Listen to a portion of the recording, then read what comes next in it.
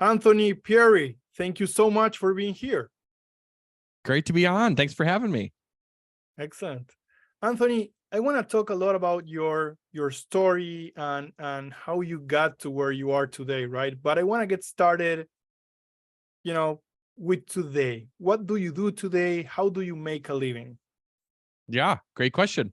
I run a two-person product marketing consultancy with my partner named Robert, and the consultancy is called Fletch Product Marketing, and we essentially do one thing and one thing only. We help early stage B2B SaaS founders, and we usually say early stage is kind of like from seed funded to maybe Series A. We help them make their positioning clearer and express that on their website. So we work with a lot of companies that are horizontal in nature. They have a product that can be used across lots of different industries with lots of different use cases, which presents a difficult challenge when you're trying to explain it. How do I speak to all these different groups of people at once without alienating them? If I go too specific with this group won't get it. If I go too broad, it'll be so like washed out that no one will understand it. Sometimes the product is more complicated because they've added on new features and taken on new things over the, from when they started and when they first tried to explain it. And so they run into this challenge usually when they're trying to redo their website. They realize, okay, I can't just hire a copywriter to help me fix this. This is actually a positioning problem.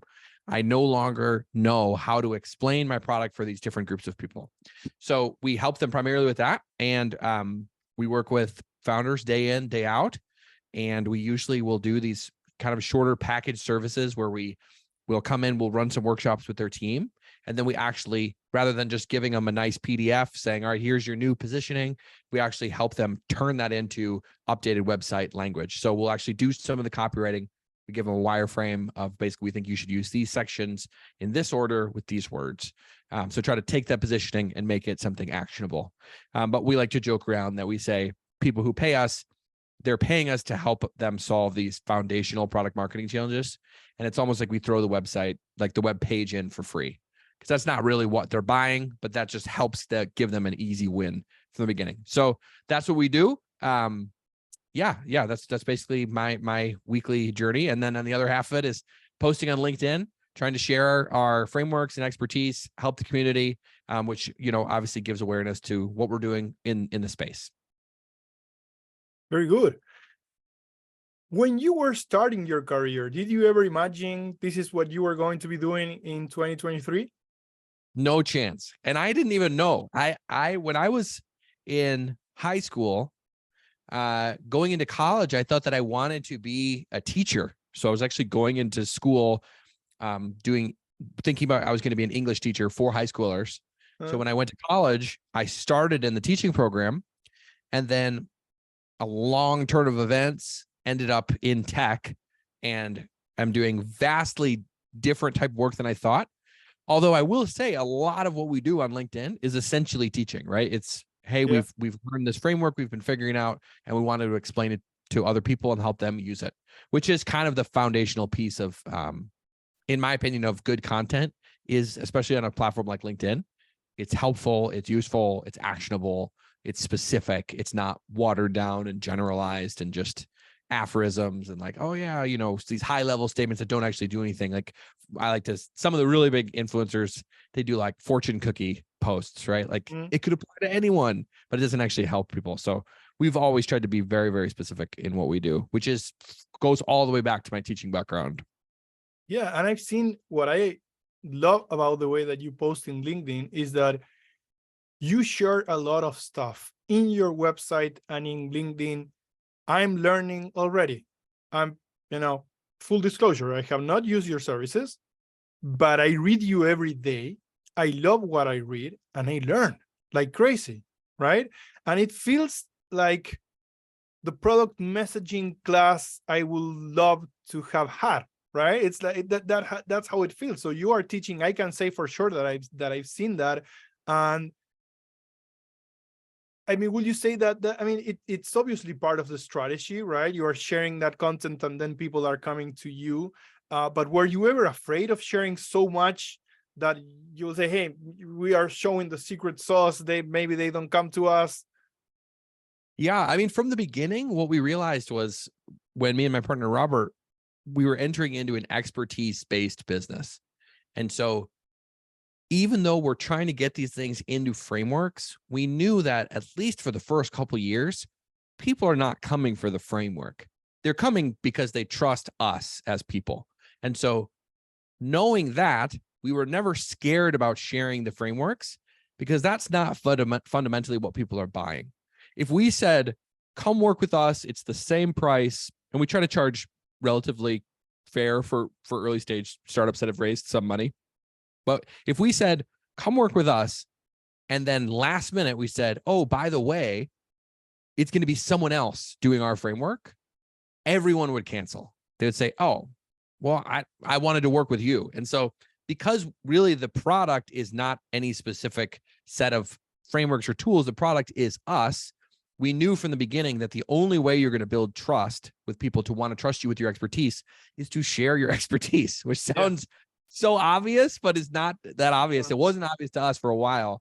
And a lot of people who gate things and they don't want to share too much. And we're like, the more we share, the more people want to work with us. And we see a big parallel with like open source software, where open source software, the source code is open. Anyone can see exactly how it's made and anyone can take it and use it. And a lot of times people do, and they'll never actually make any money off those users, which is totally fine. It's like 99% of the people who use the open source software will never pay anything for it.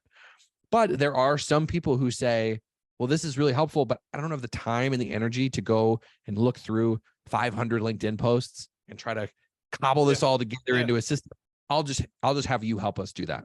And so that has been able to make it a relatively lucrative business, all things being equal, to at least what we were making before as staff members in regular roles.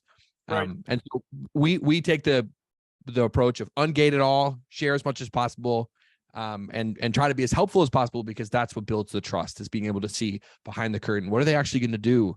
How are they actually going to think about this? And the more we do that, the more the trust we get built. Nice. And is it mostly inbound type customers that you get that are coming to you? And I imagine there's a lot of referrals going on as well. Someone that worked with you. It's probably 95% inbound, probably 5% referral. Sometimes the referrals are very lagging, because if we work with someone, we don't actually go in and redo their website with design and Webflow. And so a lot of times it's like, once we give them the wireframe, they have to give it to their designer, who then makes the updates. Their team will usually workshop it even a little bit beyond what we do, get it up live. Then they'll measure it for a couple months. And then by that point, they'll be like, this is great. Or we need to revisit, or whatever it might be. And then at that point, they might tell other people as referrals. So it's still like, we do get a decent amount of referrals, but the vast majority of our clients come from just inbound on LinkedIn. Got it. Let's talk now a little bit about your story. I think you have an amazing story and how you got here and some of the things that probably influenced you along the way, right? So what was your first job? Yeah, if I go way back, I worked at a retirement home carrying out food to the tables. And these were like 80, 90-year-old people. I only worked there for a little bit, and I spilled a giant tray of food on an old elderly woman who was probably 90, and her husband was so upset. And then I walked back into the kitchen. One of the other ladies who worked with me, she was like, don't quit over this. And then I just looked at her, and then I quit. So then after that, most of my jobs then were actually in churches. So I'd grown up in a church. It was a Christian church by me, and grew up at the church, and then started working with their youth group. Sometimes would work in their actual like main service for adults. And usually it was around production, music, and some form of content creation. So then I spent basically the next 13-ish years working in churches in various roles. And the common thread was always those pieces, right? Some element of production, some element of design, some element of content creation, and a lot of times a piece of music. So was always in bands growing up, play a lot of different instruments, writes music, stuff like that. And that always was a natural fit. And then actually the last job that I had in churches before I pivoted into tech, I actually became a pastor and was preaching, doing a lot of speaking. So that's probably like I got much more comfortable being on camera and speaking and things like that because that's what I was doing week in and week out. And that's a lot of the writing aspect came from that. So I write a lot on, I mean, it's LinkedIn posts, but it is writing, right? Like, and if you looked at the volume of writing I'm producing, it's pretty high. They're pretty in-depth, longer posts. And that came from that, right? Writing a 30 to 40-minute sermon every week. You had to take a bunch of content from all these different sources, a lot of them old and hard to understand, and basically summarize and synthesize and make things as clear as possible for people on the other end. And that is a direct parallel to what I do today, which is working with startups that are doing complex things and are really struggling to explain it, get it down to like a bite-sized piece where people can really understand it in a short amount of time, taking it from like, you know, the 30-minute sales call, getting it down to the memorable pieces that would make it onto a website. That act of synthesis is like exactly what I was doing for years and years and years. I didn't know that existed in the tech world. And so I was working in these churches. Pandemic happened, drastically changed the type of work I was doing. They closed down all the live services. We were doing a lot of stuff online. And by this point, I had been working in the church for probably, you know, close to 13 years, 14 years. And so I was like, I really just want to have a change. And so a friend of me actually connected me with my last employer, who was a product design, development, and strategy agency that would work with small companies, big companies, kind of across the board. And so worked with them for a while, came in as a sales role, and then migrated over to their product strategy team and was working with a lot of the team. And we were trying to solve these internal problems about messaging and positioning of our own company. And then we realized, we were like, okay, maybe we could actually do this as a service. And so kind of stumbled our way into product marketing, and then realizing that we were like, okay, if we're going to convince people to work with us, we have to prove that we actually know what we're doing. And that began the journey of like trying to codify everything that we thought about product marketing into like this more cohesive system of how we think about the language and the words and what they mean, how they all fit together. And so that was like this long journey of like creating that from the ground up. Here's how we approach it. And that became the content strategy, where it was essentially, this is what we post every day. We're posting a different thing that we're learning. And we use that to kind of land our first couple clients for smaller projects, but it was enough that they're like, okay, we want to work with you on this. And then it became this flywheel where we were basically taking what we were learning from books, podcasts, applying them with these real life examples, these startups that we were working with, and then using the learnings there to make it better.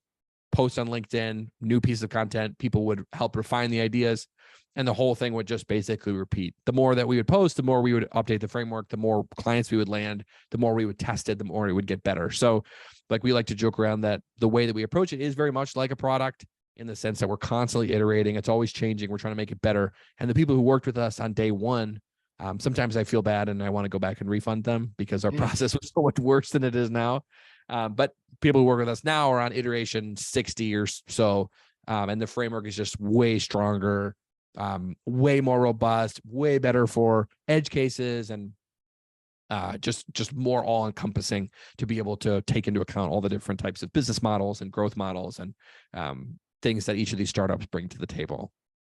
And you have a laser focus as well, right? Because in your previous job, you guys were doing a lot of things. You were doing product positioning, messaging, everything, but you were also like building the websites, et cetera, et cetera. Now you've taken a stance of, we're just going to focus on the messaging and the go-to-market strategy. Is that correct?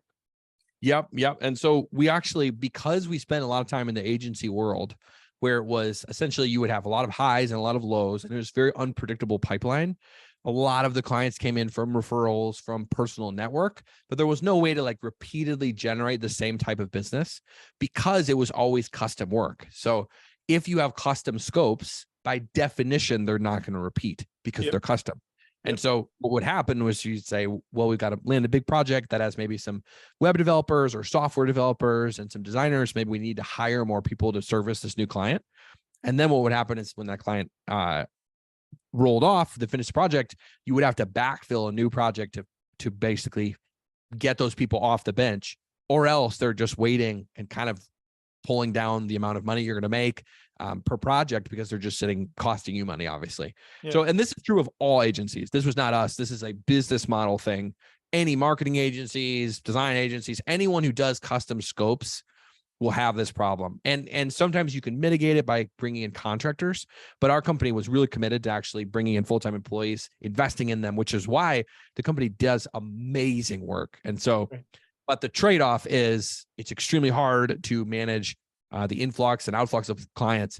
And so we flipped the other way and we said, if we're going to do another business, let's make it as packaged as possible. Always trying to solve the same problem, increase the efficiency, increase the expertise, make it so that like we are the known experts for this tiny, tiny slice of the overall piece, right? And so people will ask us, well, can we pay you more to do more work with us? Can you do longer term engagement? We say no. And we actually have fired a lot of clients over the last couple of months who were like, we didn't do a good enough job in the first sales call to realize, oh, this is actually not going to fit our process. You're going to be upset at the end. We're going to be upset at the end. This is not going to go well. So we actually would turn down the projects, refund the money if they had already paid us anything. Just trying to do what we always tell people to do, which is prioritize good fit customers over everything else. And so far it has served us well. And the funny thing is the further down we niche in our content and what we're doing, the more business we get, the more exposure we get, the more views, comments, likes, all the stuff on social media. So it's like the opposite of what you would think. If I go specific, I'm going to lose all this opportunity. But the algorithms actually prioritize people who are extremely niche and giving very specific advice for a specific group of people. And because the group we're targeting is so narrow, but it's still a lot of people. It's way more people than we could ever service in a lifetime. And we even like to say, like, if other people want to do what we're doing, you can find white space in the market by looking at different really niche disciplines. And if you can only name one or two people as experts and they're humans, they're not software, you can pretty much guess they can't work with everyone. So that's an opportunity. Like we, at the beginning, when we started doing positioning and messaging, the big name in positioning is April Dunford. If you maybe heard of her, she's written a book. She's, 5 times bigger than us on LinkedIn and is trusted by all these people, like the foremost expert. And at the very beginning, we were like, do we want to compete with her? Like, what are we going to bring to the table? But we've realized that there's whole slices of the market that she doesn't really touch, right? Like she doesn't really do really early stage stuff like we do. She's usually later stage. She's doing longer term engagements that are custom and not custom in the sense, but like they're usually longer and more in depth. They involve lots of interviews, things like that. Well, we're not like that. We're very packaged. We're significantly cheaper, which fits really good with this subsegment of founders. So right, the targeted focus has really, really helped us from the beginning. You talked a lot about good fit customers and keeping your niche and finding that ideal customer and how you're getting better at that. And you're talking about early stage startups, et cetera, et cetera. Who is your ideal customer and buyer persona? Are we talking the founder itself? Are we talking, and a segue to that question is, are product managers a tough customers because they think they already know what you have to say? Yeah, great question. So I'm going to try to get as specific as possible. This is the person we're writing for when we write all of our posts. We didn't know this person immediately right away, right? It was a discovery process. When we started writing, we said, we know we want to do something around positioning for startups. That's extremely broad, right? Like startups could be like, me and my brother sitting in our garage with no money, no product. Or a startup could be $1 billion valuation, many thousands of employees spread across the world, right? That's about to IPO. That's the same group of people. So that's not very helpful. So over time, we've narrowed it down to the people that we think we can help best, and the offer we've created resonates most with them. So this really comes down to startups that have raised between seed to Series A. If you go before seed, they're likely too early and there's too many unknowns that we can't really help them at all. Mm-hmm. And then post Series A, a lot of times there's just way more decision makers and they're usually over the product market fit hump. And when they're on the other side of product market fit, it's much more of like a data-driven, like tune the engine exercise. Yeah. Like, okay, now we know who the product is. Now we're just going to turn the engine on. And so what we find is when we work with those types of clients, usually they want to do longer term stuff with us. They want to pay us more, but they want to do more custom. They want us to a lot of times like interview their customers, do synthesis and stuff that's just like, it's not really set up for our business model. We used to do that, in our day jobs, right, where we would actually go in and run jobs to be done, interviews and synthesize stuff. We've moved away from that. So those people, when we give them our price tag, we're like, it's $5,000 to work with us. They're like, oh, that's really cheap. Can we pay you more and get more out of it? And we're like, no. And then we say it's packaged. We do these 2 workshops and then we do some async work. They're like, can we add more? We're like, no. So we found that those later stage companies were not as quite a good fit with our current business model either. So if you narrow it down to early stage startups, we've also narrowed down to B2B. B2C is a whole different beast. The fundamentals are pretty much the same, but all the examples, all the case studies, we can't like pull, like if we're working with a B2C company, we can't be like, oh yeah, we worked with this, data mining company and they were in this, like the B2C people are like, I don't even know what you're talking about. So B2B, SaaS, usually, we've worked with other ones like marketplaces and things like that, but really SaaS is kind of like our bread and butter. That narrows it down further. And then it's usually the founder or the head of marketing is our like 2 personas that you usually work with us. And the funny thing about what you asked, right? Like the founders, usually if it's both, if it's the founder and the head of marketing or the founder and the head of sales, almost always the marketer or the head of sales will love us and the founder will not like us as much because the founder kind of lives in product vision land. And we like to say like product marketing is taking the vision and making it a lot smaller so that it's easy to sell. Right. When they go sell investors, they're telling this big story how they're going to change the world. And it's hard to context shift and be like, okay, well, now that I'm going to talk to my customers, I need to take all of my vision, put it to the side, and now like just say like, no, we really are a note-taking app. Where they're like, no, we're so much more than a note-taking app. And so usually when the marketer, we're helping give the marketer the ammo they need to actually sell the product. And the founder is usually, we watch them like die inside because they're like, they're destroying my big vision of what I'm going to, they make it seem not cool and all that stuff. So, Sure. but a lot of times we'll work with solo founders who don't have a head of marketing yet. And they're very much like all on board. And then the further feature is the startups that we work with that are best fit are usually horizontal so that they can be used in a lot of different industries or use cases, which generally creates more positioning challenges and makes it harder to do. And then the last piece that is the most important, determining if they're best fit or not, have they been reading our content? And if the answer is no, almost always the project doesn't end as well. It just doesn't go as well. They're fighting us throughout the whole time, mainly because a lot of the stuff we say is counterintuitive to the broader marketing advice. Like we have a big thing about like people always say, don't share features, share benefits. And we've just analyzed site after site after site where they just put ROI language. And you're like, I don't even know what the product is. I don't care if it's going to 10x my whatever, if I don't even know what it is or what it does. So like when we give that advice of saying, share the features, talk about what it is, show the product. If they don't already buy into that as an idea, they're fighting us constantly. So actually funny, a lot of referrals don't go as well because the referrals come in cold and we essentially have to sell them on our way of thinking during the sessions. So we're pulling up examples, we're pulling up diagrams we've made mid-session, which like obviously makes it way less efficient. And a lot of times at the end of those projects, we'll give them our best recommendation, what they should do, and they won't even use any of it anyways. And so we're like, so really the key aspect of determining if it's a good fit or not is, have they been reading our stuff and do they buy into our overall philosophy and mindset? If they do, usually the project will go pretty well. Beautiful. And it's just Robert and you, just the 2 of you. Yep. And it's kind of that way by design.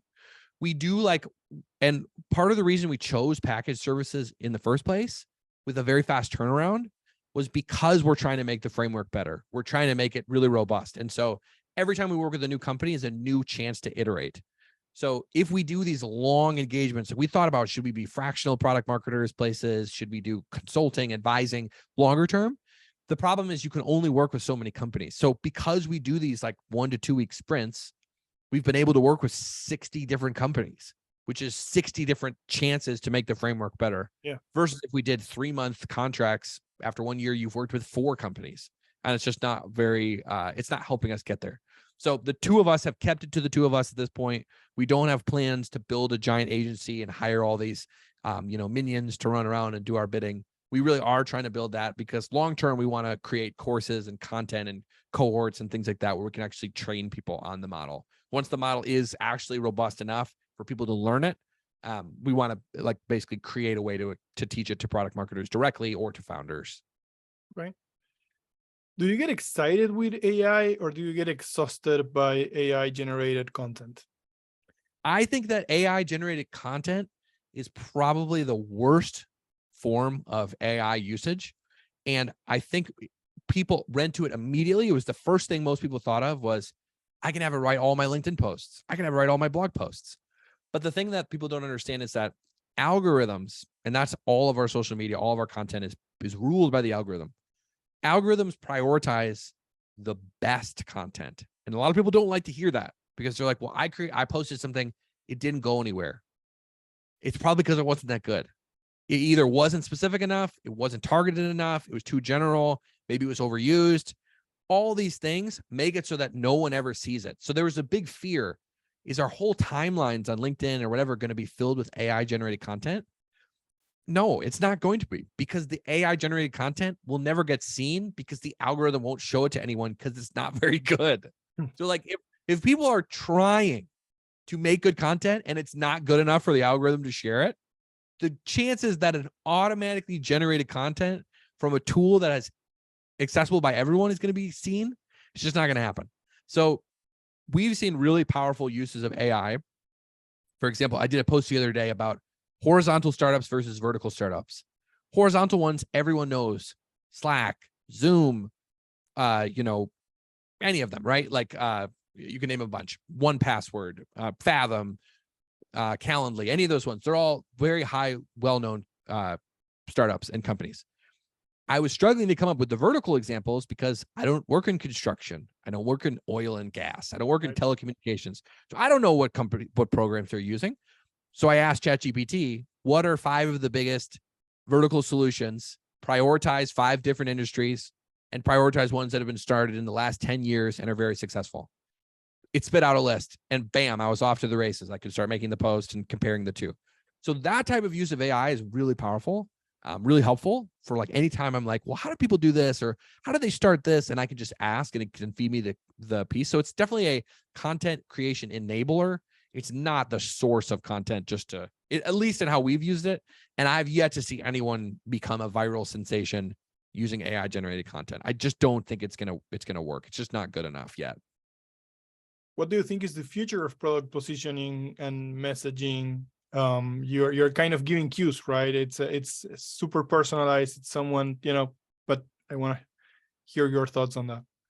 Yeah, I think actually I was just talking to my partner about this morning.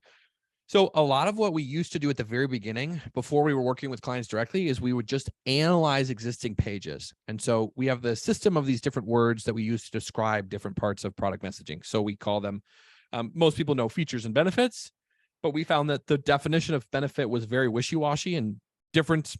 It was different depending on who you asked. Some people saw benefits as like, here's a new thing I can do.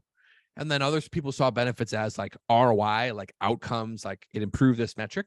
So we actually created a third category we called capability. And so you have a feature, which is like a single word, an analytics dashboard, notifications, graphs, any of those types of things are features. And what you do with them is your capability. So like with the example of Uber, the feature might be like this ride sharing network or like, these people. That's the feature. The product capability is I can click a button and a car will come and pick me up, take me wherever I want to go. The benefit is then the outcome of that. Like, so I don't have to sit waiting around for a taxi, or I can, I don't have to drive, or whatever the different benefits are. So just using those 3. And then you have a 4th one of product category, which is like, we're a ride sharing platform, like that type of thing. So what we think is a long-term game is if we're able to get these elements extremely robust and scientific to the point that you could teach software to identify them, then what it would allow you to do is to basically map the positioning of companies over time relative to their success and their failure. You could look at something like the Wayback Machine, which takes snapshots of companies' websites, and you could scan every single website at scale. That would be like, this is exactly when they were leading with benefits. This was happening with success. When they switched and they were leading more with capabilities, this was happening. Or you could even do big a large scale type of analysis of like companies that position this way are more successful than companies that position this way in this industry. So like to us, we see the future of positioning and messaging as it becomes not this black box art. It becomes a true science, and you'll be able to look and know exactly how a company is positioned and what that actually does, how it impacts their success in the world. Because right now it's like, it is still very much an art for most people, and most people who talk about it, they see very different things and they have different definitions. And so you can't really build on that. And so trying to get more like how product management and engineering and design is much more of a science nowadays, trying to get product marketing, positioning, and messaging to be in that same level where you could actually do robust analysis over a large scale. I love it. I love it. Last question. What do you do when you're not working? Great question. So I have a band. As you can probably see, I have some instruments to this side of me, whatever that side is for you. We write music, we play shows downtown Chicago and sometimes up here in the suburbs. And so yeah, pretty much that's what I'm doing if I'm not doing work stuff. That's like my hobby. And I have a 1-year-old daughter and a wife, and like spending time with them as well. So it's really those things. It's the family, the band, and the job. I love it. I love it. Hopefully someday we'll get to jam together. You are invited. If you ever come to South America, to Uruguay, this is my home studio, my home office. You can certainly, we'll certainly enjoy playing with you. Anthony, it's been a pleasure, an absolute pleasure. I appreciate your time, your passion, your drive, everything that you're doing. I follow you on LinkedIn, and I'm very thankful that you got to spend some time with me today. Definitely great to meet you as well. Great to chat with you. And yeah, we'll definitely jam. I see you got a lot of great guitars and drums and stuff back there. It'd be a blast.